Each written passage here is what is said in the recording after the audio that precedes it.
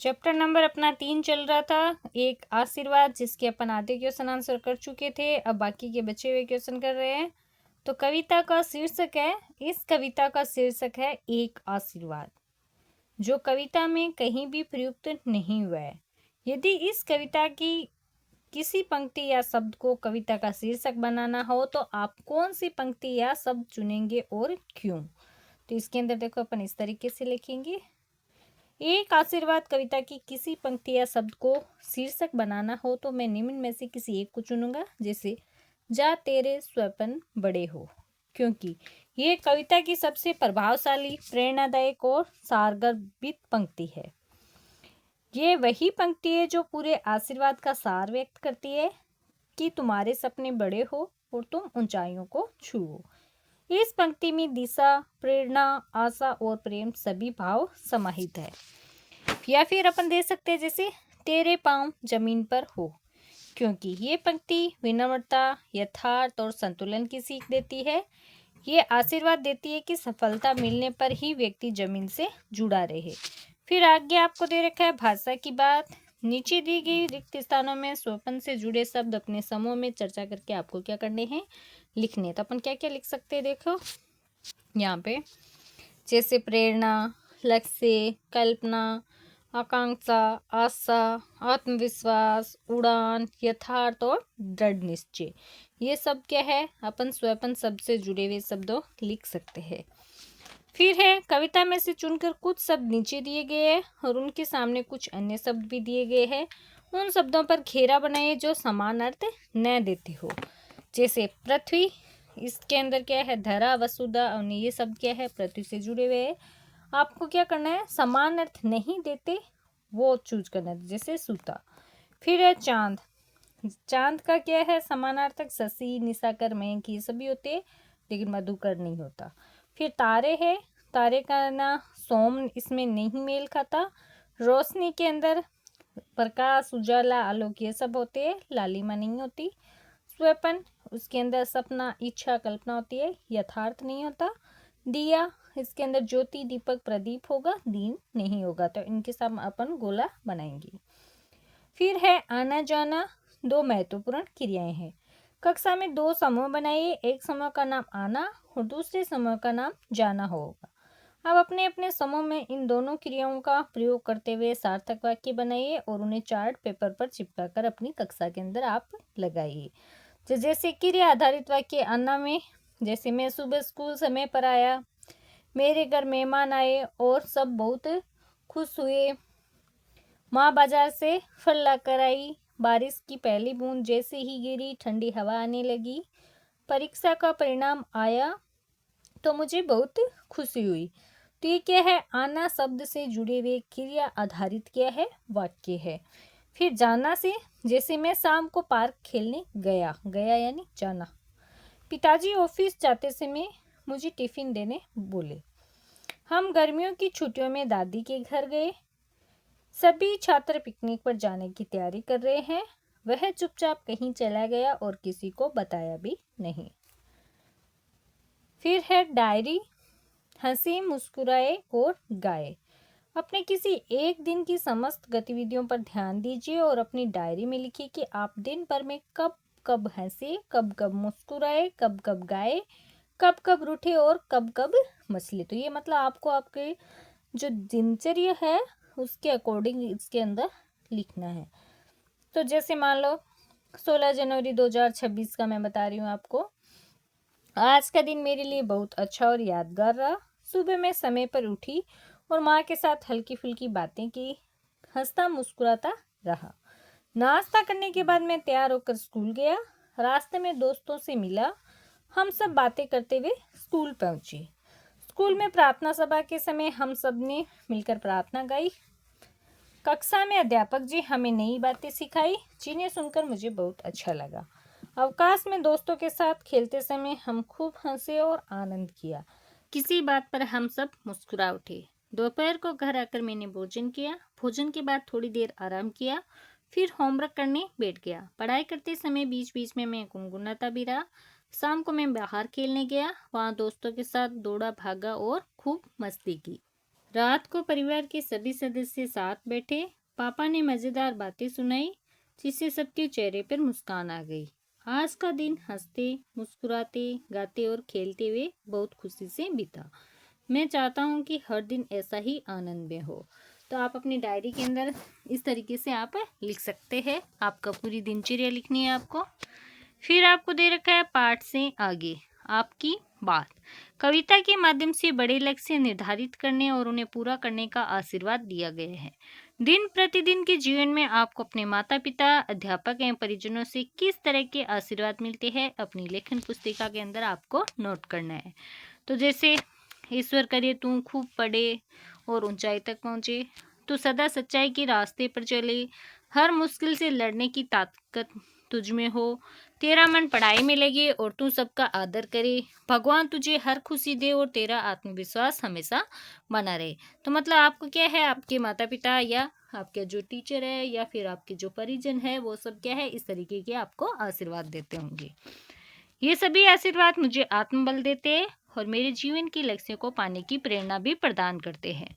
आप भी अपने से छोटों के प्रति किसी न किसी प्रकार से शुभेच्छा प्रकट करते हैं। उन्हें आपको क्या करना लिखना है। तो आप भी क्या करते हैं, आप अपने से छोटे को कि क्या जो आशीर्वाद देते हैं या जो आप ना चाहते हैं उनसे, वो सब क्या है, आप उन्हें क्या है शुभेच्छाएं देते रहते हैं। तो वो आपको क्या करनी है, लिखने की आप क्या क्या देते हैं। जैसे तुम हमेशा खुश रहो, अपने सपनों को कभी छोटा मत समझना, पढ़ाई में मन लगाना और हमेशा अव्वल लाना, जो भी चाहो उसमें सफलता जरूर मिले, हमेशा सच्चाई पर चलना और बड़ों का सम्मान करना। इस तरीके से अपन आपको क्या करना है, इसके अंदर लिखना है। फिर आपको दे रखी है सपनों की बातें। आप क्या करना चाहते हैं और क्या पाना चाहते हैं, उन्हें एक पर्ची में लिखिए। पर्ची पर अपना नाम लिखना आवश्यक नहीं है। अपने अध्यापक द्वारा लाए गए डिब्बे में अपनी अपनी पर्ची को डाल दें। अध्यापक एक एक करके उन पर्चियों पर लिखे सपनों को पढ़कर सुनाए। सभी विद्यार्थी अपने अपने सुझाव दें कि उन सपनों को पूरा करने के लिए किस तरह के प्रयत्न करने होंगे, किस तरह से योजना बनानी होगी, किससे और किस प्रकार का सहयोग लिया जा सकता है, लक्ष्य प्राप्ति में संभावित चुनौतियां कौन कौन सी हो सकती है। तो आपको क्या करना है, क्लास के अंदर ये सब करना है। आपको सभी को क्या करना है, एक पर्ची लेनी है, उस पर आप जो भी आपका जो आगे का सपना है वो उसके अंदर लिखना है, फिर डिब्बे के अंदर डाल देना है। जरूर नहीं है कि आप अपना नाम लिखें। फिर क्या है, जो आपका टीचर है या जो शिक्षक है आपके, वो क्या है उनको पढ़ेंगे, फिर उनके बारे में तर्क देंगे कि उन्हें पूरा करने के लिए कौन कौन से प्रयत्न और किस तरीके से आपको उनको पूरा करने के लिए योजनाएं बनानी है और बाकियों से आप कैसे सहयोग ले सकते हैं। जैसे मान लो मेरे जीवन का सबसे बड़ा सपना डॉक्टर बनना है। मैं एक अच्छी और दयालु डॉक्टर बनकर लोगों की सेवा करना चाहती हूँ। मैं चाहती हूँ कि बीमार और गरीब लोगों का निस्वार्थ भाव से इलाज कर सकूं और उनके चेहरे पर मुस्कान ला सकूं। अपने इस सपने को पूरा करने के लिए मैं मन लगाकर पढ़ाई करती हूँ, विज्ञान विषय पर विशेष ध्यान देती हूँ और समय का सही उपयोग करने का प्रयास करती हूँ। मैं नियमित रूप से अभ्यास करती हूँ और अपने लक्ष्य को हमेशा याद रखती हूँ। मेरे माता पिता और शिक्षक मुझे बहुत प्रोत्साहित करते हैं। वे मुझे आगे बढ़ने की प्रेरणा देते हैं। कभी कभी पढ़ाई कठिन लगती है, लेकिन मैं मेहनत और आत्मविश्वास के बल पर आगे बढ़ती रहती हूँ। मुझे पूरा विश्वास है कि निरंतर परिश्रम, सही मार्गदर्शन और दृढ़ संकल्प से ही मैं एक दिन अवश्य डॉक्टर बनूंगी और समाज की सेवा करूंगी। तो किस तरह के प्रयत्न करने होंगे आपको ये सपना पूरा करने के लिए, आपको डॉक्टर बनने के लिए कड़ी मेहनत करनी होगी, नियमित पढ़ाई और अनुशासन जरूरी होगा, कठिन विषय जैसे विज्ञान गणित की गहराई से समझ बनानी होगी, आत्मविश्वास बनाए रखना होगा। किस तरह की योजनाएं बनानी होगी आपको, जैसे लक्ष्य के अनुसार पढ़ाई का समय तय करना होगा, समय का सही प्रबंधन सीखना होगा, चरणबद्ध योजना बनानी होगी, जैसे रोज का आपकी कैसी स्टडी होती है, साप्ताहिक लक्ष्य, आपको सप्ताह में कितना लक्ष्य है पढ़ने का, मॉक टेस्ट देना होगा, साथ में आपको लंबी परीक्षाएं जैसे नीट, यूपीएससी के लिए भी रणनीति बनानी होगी। अगर आप और ज़्यादा आपका कोई अलग से यूपीएससी करने का हो तो उसके लिए आपको अलग से रणनीति बनानी होगी।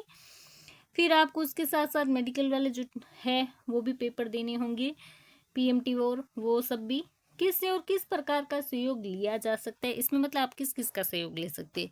जैसे माता पिता से भावनात्मक और आर्थिक सहयोग ले सकते हैं, अध्यापकों से मार्गदर्शन और संकट समाधान कर सकते हैं, दोस्त और साथियों से प्रेरणा और सहयोगात्मक अध्ययन, कोचिंग, पुस्तकालय, ऑनलाइन संसाधनों से शैक्षिक सहायता भी ले सकते हैं।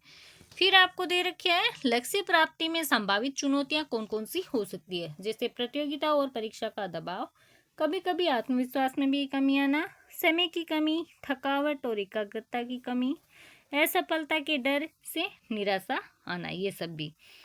फिर आपको दे रखी है हमारे सपने, आपके माता पिता या अभिभावक आपकी आवश्यकताओं और इच्छाओं को जानते और समझते हैं। वे उन्हें पूरा करने के लिए यथासंभव प्रयत्न करते हैं। अपने माता पिता या अभिभावक से उनके द्वारा देखे गए सपने और इच्छाओं के बारे में पूछिए कि वे क्या क्या करना चाहते हैं और क्या या चाहते हैं। नीचे दी गई तालिका में उन सपनों को लिखना है। आप इस तालिका को और बड़ा बना सकते हैं या बढ़ा सकते हैं। घर के सदस्यों के सपने, जैसे माता पिता, दादा दादी, नाना नानी, बहन भाई, वो सब क्या चाहते हैं। तो जैसे अपन कॉलम को इस तरीके से फिल करेंगे। जैसे मेरी मम्मी क्या चाहती है, वे चाहती है कि पढ़ लिख कर एक अच्छी डॉक्टर बनो। पिता वे सेना में जाना चाहते थे लेकिन पारिवारिक जिम्मेदारियों के कारण नहीं जा सके, तो वो चाहते कि मैं सेना में जाऊं। दादा वे चाहते थे कि उनका पिता शिक्षक बने और बच्चों को ज्ञान दे। दादी वे हमेशा चाहती थी कि पूरा परिवार एक साथ प्रेम और खुशी से रहे। नाना वे वकील बनना चाहते थे और न्याय के लिए काम करना चाहते थे। नानी वे चाहती थी कि उनकी बेटी आत्मनिर्भर और शिक्षित बने। बहन वे एक प्रसिद्ध चित्रकार बनना चाहती है। भाई वे क्रिकेटर बनना चाहता है और देश के लिए खेलना चाहता है। तो इस तरीके से आप सपने लिख सकते हैं। जैसे आगे नेक्स्ट आपको देखो, ये क्वेश्चन दे रखा है, सबके सपने। प्रतिदिन की आवश्यकताओं को पूरा करने में बहुत से लोग सहयोग देते हैं, जैसे साख विक्रेता, स्वच्छता कर्मी, रिक्शा चालक, सुरक्षा कर्मी आदि। इनमें से किसी एक का आपको क्या करना है, इंटरव्यू लेना है और उनके सपनों के विषय में जानना है। इंटरव्यू के समय कौन कौन से क्वेश्चन हो सकते हैं, उनकी आपको क्या करनी है, सूची बनानी है। तो जैसे अपन देखो, एक इंटरव्यू लिया अपन ने, एक स्वच्छता कर्मी से बातचीत की। जैसे नाम रामू यादव, काम क्या है, नगर निगम में स्वच्छता का कार्य करते हैं। स्थान कहाँ है, हमारे मोहल्ले का मुख्य बाजार। प्रमुख बिंदु क्या क्या लिखेंगे अपन, रामू जी सुबह 6 बजे काम पर जाते हैं। वे रोज सड़कें साफ करते हैं और कचरा उठाते हैं और मोहल्ले को स्वच्छ बनाए रखने में मदद करते हैं। उन्होंने बताया कि उनका सपना है कि उनके बच्चे पढ़ लिख कर एक अच्छा जीवन जिए। वे चाहते हैं कि समाज स्वच्छता कर्मचारियों का सम्मान करे। साक्षात्कार के समय पूछे जाने वाले संभावित क्वेश्चन क्या हो सकते हैं कि आपका नाम क्या है, आप कब से ये काम कर रहे हैं, आपका रोज का काम कब से शुरू होता है और कितने बजे तक चलता है, आपको अपने काम में कौन कौन सी कठिनाइयाँ आती है, आपका परिवार में कौन कौन है, आपका सपना क्या है, आपके बच्चों की पढ़ाई कैसी चल रही है, आपको अपने काम से जुड़ी कौन सी बातें सबसे अच्छी लगती है, आप समाज से क्या उम्मीद करते हैं, आप लोगों से क्या संदेश देना चाहेंगे। इस तरीके से अपन क्या है, उनसे क्वेश्चन पूछ सकते हैं। फिर नेक्स्ट आपको दे रखा है झरोखे से। आपने पढ़ा कि एक आशीर्वाद कविता में सपनों के बड़े होने की बात की गई है। अब आप पढ़िए सुप्रसिद्ध वैज्ञानिक और भारत के पूर्व राष्ट्रपति डॉक्टर एपीजे अब्दुल कलाम का एक प्रेरक उद्बोधन, जिसमें वे न केवल सपने देखने की बात करते हैं बल्कि सपनों को पूरा करने की योजना और प्रक्रिया के विषय में भी बताते हैं। तो इसके अंदर आपको क्या करना है, इनके बारे में पढ़ना है। जैसे सपने वह नहीं होते जो आप नींद में देखते हैं, सपने वह होते हैं जो आपको सोने नहीं देते। अपने सपने पूरे करने के लिए आपको जागते रहना होता है, पूरी तरह आंखें खोलकर जागते रहना होता है। मतलब ये जो एपीजे अब्दुल कलाम का लिखा गया है वो आपको क्या करना है, पढ़ना है, आप पढ़ लेना। फिर है साजी समझ। आपने एक आशीर्वाद कविता पढ़ी और डॉक्टर एपीजे अब्दुल कलाम का उपयुक्त उद्बोधन भी पढ़ा। अब आप उन दोनों पर कक्षा में अपने साथियों के साथ आपको क्या करनी है, चर्चा करनी है। तो दोनों में सपनों का महत्व बताया गया है। कविता में बताया कि जब कोई सच्चा सपना देखा जाता है तो एक आशीर्वाद बन जाता है। डॉक्टर कलाम भी कहते हैं कि सपना वह नहीं जो नींद में आए, बल्कि सपना वह है जो आपको सोने न दे। संघर्ष और मेहनत की प्रेरणा भी देते हैं। जैसे दोनों रचनाओं में ये बात उभर कर आती है कि जीवन में कुछ बड़ा करने के लिए कठिन मेहनत करनी पड़ती है। डॉक्टर कलाम का जीवन का उदाहरण है। उन्होंने एक छोटे से गांव से उठकर देश के राष्ट्रपति बनने तक का सफर तय किया। ये दिखाता है कि अगर सपना सच्चा हो और मेहनत ईमानदारी से की जाए तो कुछ भी संभव है। फिर अपन लिख सकते हैं, सपने सिर्फ अपने लिए नहीं समाज के लिए भी होने चाहिए। कविता और भाषण दोनों में ये संदेश है कि हमारा सपना ऐसा हो जो दूसरों की भलाई में भी योगदान दे। फिर आपको दे रखे हैं, देखो इस तरीके से, खोजबीन के लिए कला, विज्ञान, राजनीति, खेलकूद, मनोरंजन आदि क्षेत्रों में ख्याति प्राप्त करने वाले व्यक्तियों ने अपने अपने सपनों को पूरा करने की संघर्ष यात्रा के बारे में लिखा है। उन्होंने अपने सपनों को साकार करने के लिए किस तरह से योजना बनाई, क्या क्या संघर्ष चुने कि पुस्तकालय, इंटरनेट की सहायता से ऐसे व्यक्तियों के बारे में आपको क्या करना है, पढ़ना है। जैसे अपन पढ़ते हैं डॉक्टर एपीजे अब्दुल कलाम के बारे में, वो विज्ञान के क्षेत्र में गए, सपना महान वैज्ञानिक बनना था। उपलब्धि उनकी क्या है, देश के प्रसिद्ध वैज्ञानिक व राष्ट्रपति बने। जैसे सचिन तेंदुलकर क्या है, खेल क्रिकेटर, महान क्रिकेटर बनना सपना था उनका, विश्व के सर्वश्रेष्ठ क्रिकेटरों में से शामिल है वो। कल्पना चावला अंतरिक्ष विज्ञान के अंदर की क्षेत्र के अंदर है, अंतरिक्ष यात्री बनना था उनका सपना। भारतीय मूल की पहली महिला अंतरिक्ष यात्री रही वो। फिर है मैरी कॉम, बॉक्सिंग के अंदर है क्षेत्र उनका, देश के लिए पदक जीतना उनका सपना था। अंतर्राष्ट्रीय स्तर पर कई स्वर्ण पदक उन्होंने जीते। लता मंगेशकर संगीत के क्षेत्र में है, महान गायिका बनना उनका सपना था। भारत की स्वर कोकिला बनी। तो इस तरीके से क्या है, अपना ये चैप्टर कंप्लीट होता है। नेक्स्ट चैप्टर अपन करेंगे नेक्स्ट पार्ट में। Thank you.